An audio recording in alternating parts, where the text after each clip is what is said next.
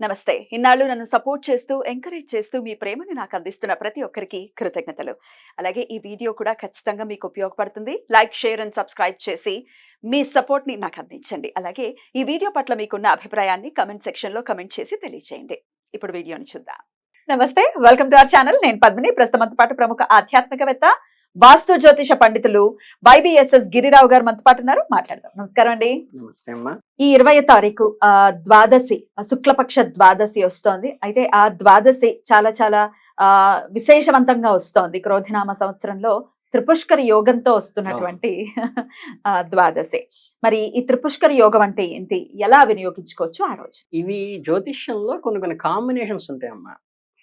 ఇప్పుడు ద్వాదశి వచ్చింది, ఆ రోజు ఏంటి నక్షత్రం ఏది వస్తుందంటే మనకి ఉత్తర ఫల్గుని నక్షత్రం వస్తుంది. ఇవి కాంబినేషన్ కలిసినప్పుడు ఏంటంటే కొన్ని మనం మీకు గుర్తుందో లేదో అంతకుముందు ఎపిసోడ్లో చెప్పాము. మంగళవారం డబ్బులు ఇవ్వకూడదు ఎందుకంటారు అంటే అందులో పాజిటివ్ నెగిటివ్ ఉంది. మంగళవారం మారుకోరుతుంది. మారుకోరుతుంది మీన్స్ ఏంటంటే మీరు అప్పుగా ఎవరికైనా ఇచ్చేటప్పుడు ఇస్తే మళ్ళీ మళ్ళీ అప్పులు ఇవ్వాల్సి వస్తూ ఉంటుంది. తప్పితే దాన్ని పాజిటివ్గా ఎలా ఉపయోగించుకోవచ్చు, మనం అప్పు తీర్చడానికి కనుక మంగళవారం ఉపయోగించుకుంటే తెలియకుండా అప్పు తీరిపోతుంది. అప్పు కూడా చేయకూడదు మంగళవారం. చేయకూడదు, అప్పు చేయకూడదు. చేస్తే మళ్ళీ మళ్ళీ చేయాల్సి వస్తుంది కాబట్టి చేయకూడదు. అంటే ఇది ఎలా అయితే చెప్పుకున్నామో ఈ పుష్కర యోగాల్లో ద్విపుష్కర యోగం, త్రిపుష్కర యోగం చెప్పేటప్పుడు అంటే ఆ రోజు ద్వాదశి శనివారము ఉత్తర ఫల్గుని నక్షత్రం వచ్చినప్పుడు ఏమవుతుందంటే ఈ ఉత్తర ఫల్గుని నక్షత్రంలో మనకి ప్రత్యేకంగా చెప్పేదంటే త్రిపుష్కర యోగం మీన్స్ ఏంటంటే మనకి ధార్మికంగా ఏదైతే మనం రిపీటెడ్గా మన లైఫ్లో రావాలనుకున్నట్టే ఖచ్చితంగా 3 సార్లు ఖచ్చితంగా రిపీట్ కావాలి అని ఏదైతే అనుకుంటామో అటువంటి శుభకార్యాలని ఆ రోజు చేసుకోండి. అది సజెషన్.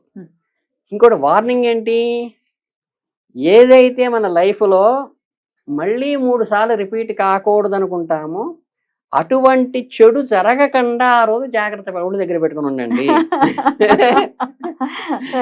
అంటే ఏంటంటే వాగ్వివాదాలు కానీ, తగాదాలు కానీ, కోర్టు వాయిదాలు కానీ, లేకపోతే సరదాగా ఏంటంటే ఒక్కోసారి ఏంటంటే కర్మ అట్లా తెలియకుండా చేస్తున్నట్టుగా మనకి ఎప్పటి నుంచో తలనొప్పి ఉంటుంది, ఎప్పటి నుంచో ఈ మధ్య కడుపులో నొప్పి వస్తూ ఉంటుంది.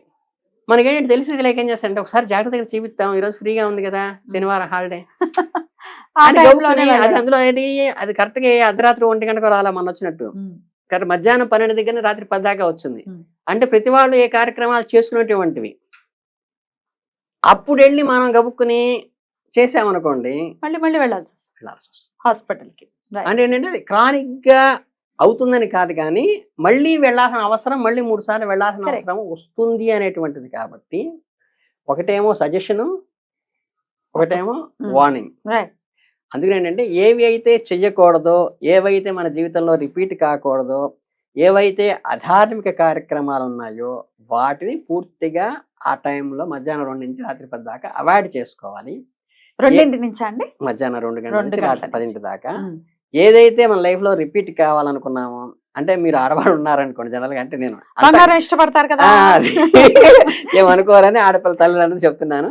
మీరు బంగారం కొనుక్కోవాలనిపిస్తుంది, ఏదో పాపం గోముగా శ్రీవారిని బామాలుడో గడ్డం పట్టుకున్నా బచ్చులు ఆడుకుని ఏమండి నాకు అది కొనిపెట్టున్నారు అనుకోండి, చక్కగా ఆయన్ని ఆ రోజు తీసుకెళ్ళండి. తీసుకెళ్తే మళ్ళీ శ్రీవారు అంత ముచ్చటగానే మళ్ళీ 3 సార్లు ఆ కార్యక్రమం చేసేటువంటి అవకాశం మీకు వస్తుంది అని ప్రోత్సహిస్తున్నారు. అట్లాగే మీరు కొంచెం మొండిగా ఉంటాడు పిల్లవాడు, చదువుకోరంటే మాట విండు. మనం వినాయక చవితి కింద పుస్తకాలను అక్కడ కూర్చోబెడతాం కదా, అలా ప్రత్యేకంగా అరే నువ్వు కాంపిటేటివ్ ఎగ్జామ్స్ ప్రిపేర్ అవుతున్నావు కదా, ఇప్పుడు అప్లికేషన్ పెట్టి కాస్త కూర్చో, గంట కూర్చో చెప్తున్నాను అని మళ్ళీ వాడికి అర్థం కాక ఇవన్నీ నమ్మిన నమ్మకపోయినా సరే, అరే 1 గంట కూర్చొని ఈరోజు చదువు, నాకు చూపించు, నాకు ఆ లెసన్ చెప్పు అని మీరు కూర్చోబెట్టారనుకోండి, వాడు అది రిపిటేషన్ అవుతుంది.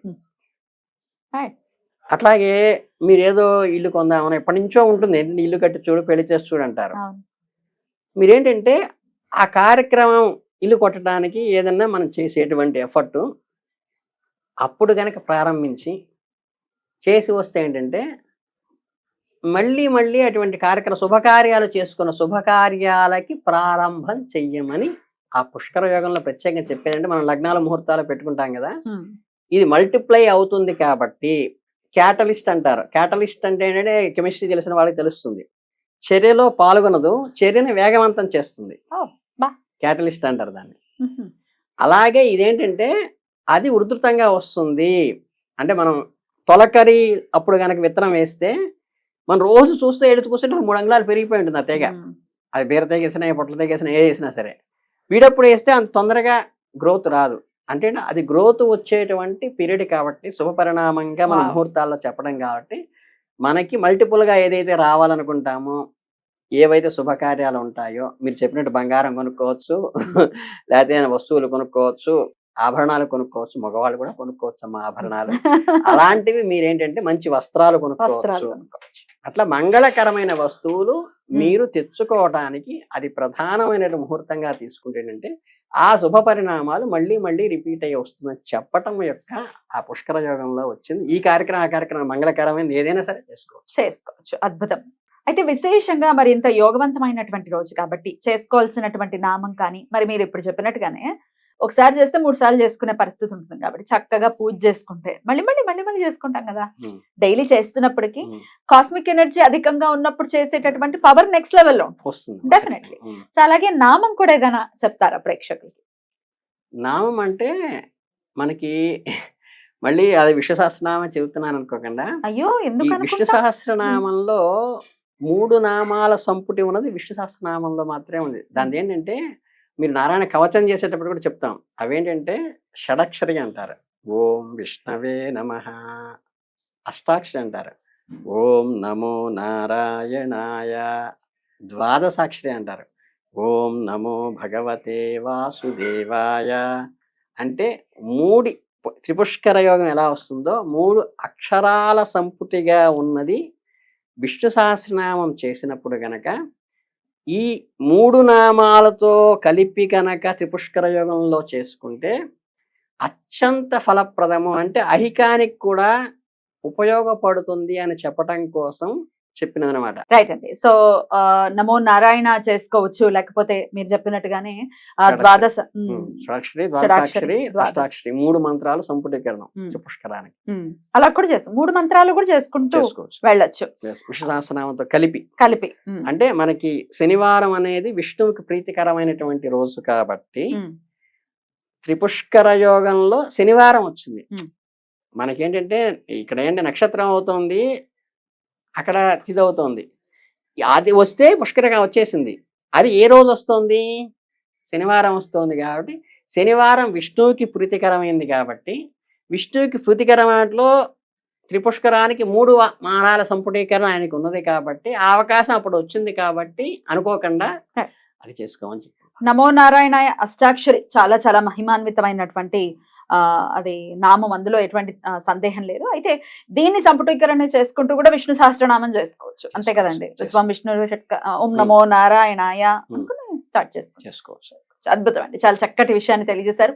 ఇట్లా యోగవంతమైనటువంటి రోజుల్ని ప్రతి ఒక్కరు కూడా వినియోగించుకోవాలి. అంటే మా జీవితాల్లో మార్పులు రావట్లేదండి, ఎప్పుడు ఎక్కడ వేసిన గోకలు అక్కడే ఉంది అన్న చందానే ఉంది లైఫ్ అనుకున్నప్పుడు ప్రకృతి నేనైతే ప్రతి రోజు కూడా పంచాంగ వీడియోస్ ని అందిస్తూ ఉన్నాను కాబట్టి అది ఫాలో చేసుకుని ఇట్లాంటి యోగవంతమైనటువంటి రోజుల్ని వినియోగించుకుని జీవితాల్లో మార్పు రావాలి మన వాళ్ళకి అని మనస్ఫూర్తిగా కోరుకుంటూ చక్కటి విషయాన్ని తెలియజేశారు. థ్యాంక్ యూ సో మచ్ అండి. నమస్తే. ధన్యవాదాలు.